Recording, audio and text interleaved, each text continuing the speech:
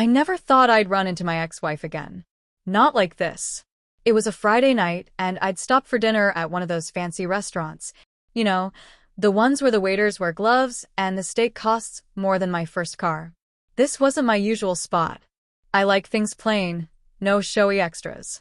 But tonight felt different. It had been a long week, and I wanted to treat myself. Then I heard it. Her laugh. Soft at first, then louder. That same high-pitched, mocking giggle I knew too well. I recognized it even before I turned around. Jessica.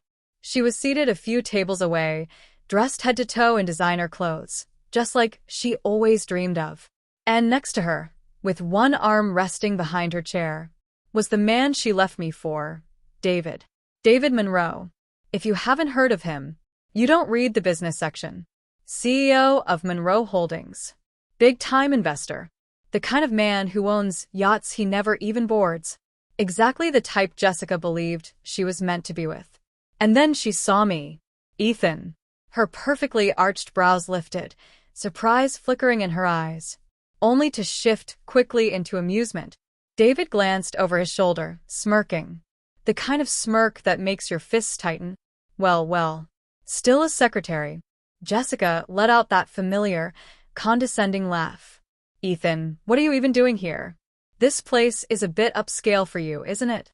And there it was. That old sting. The one I thought I had buried. I could have told them the truth. That everything had changed. That I wasn't the same man they remembered. But I didn't. I just smiled. Just enjoying a good meal. Hope you both are doing well. Jessica's lips curled, like she was about to make another snide remark. But David cut in first. Must be tough, huh? Still fetching coffee while the real players make the big moves. I didn't take the bait. Enjoy your dinner, I said, turning back to my steak. My fists clenched under the table. But I kept my cool. They weren't worth it, or so I thought. The next morning, my assistant burst into my office like she'd just hit the jackpot. You are going to love this, she said, nearly shaking with excitement. We've got an urgent meeting request from Monroe Holdings. They need the CEO's signature on a $100 million deal. I leaned back in my chair, letting that sink in. Jessica's husband. The same man who mocked me the night before. David Monroe. Needed me. See, what they didn't know, what I hadn't said at dinner, was that I wasn't just an employee anymore. I was the CEO. And everything had changed since the divorce. Monday morning came. I was sitting at the head of a sleek, polished boardroom table. When they walked in, David was mid-conversation, laughing, probably trying to charm some junior exec. Jessica, glued to her phone, barely looked up until she did. The moment was instant. First confusion, then disbelief, and finally realization. Jessica actually stumbled. Her eyes widened. Her grip tightened on her phone. David, he masked it better. But I caught the flicker of panic. The flicker that said he recognized exactly who I was and what it meant. I leaned forward, lacing my fingers together. Mr. Monroe, I said calmly, I hear there's a deal that needs my signature. Silence. Jessica opened her mouth, then closed it again. For once, she had no words. David cleared his throat. Ethan, I didn't realize you were involved in this. Oh. I tilted my head slightly. I thought I was just a secretary. Jessica inhaled sharply. David, trying to recover, slid the papers across the table. Just a small misunderstanding. You know how it is. His voice was tight. I didn't reach for the papers. I leaned back, letting the silence stretch. Then I said, cold and steady, Tell me, David, why should I sign this? His face drained just a little. He knew. He knew that one word for me could kill the deal.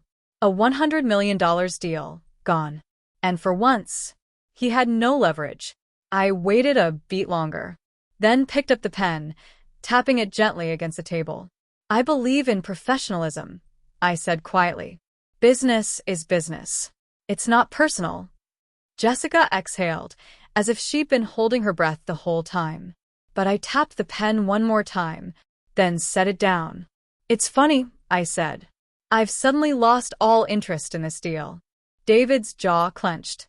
Ethan, be reasonable. I smiled. Reasonable, like mocking someone at dinner?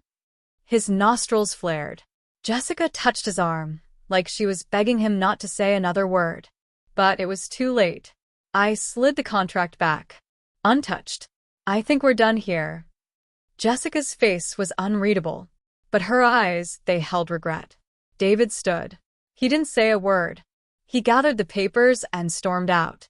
Jessica lingered for just a moment, and in a voice so soft I almost missed it, she whispered, I never thought you'd end up here. I met her eyes, calm and steady. Neither did I. And just like that, she was gone. I won't lie. Watching them walk out felt good. But the real victory? It wasn't about revenge or proving anything. It was knowing I had moved on, that I didn't need their approval, that the life I built was mine. They say success is the best revenge. I say peace is. And as I walked out of that boardroom, I felt lighter than I had in years.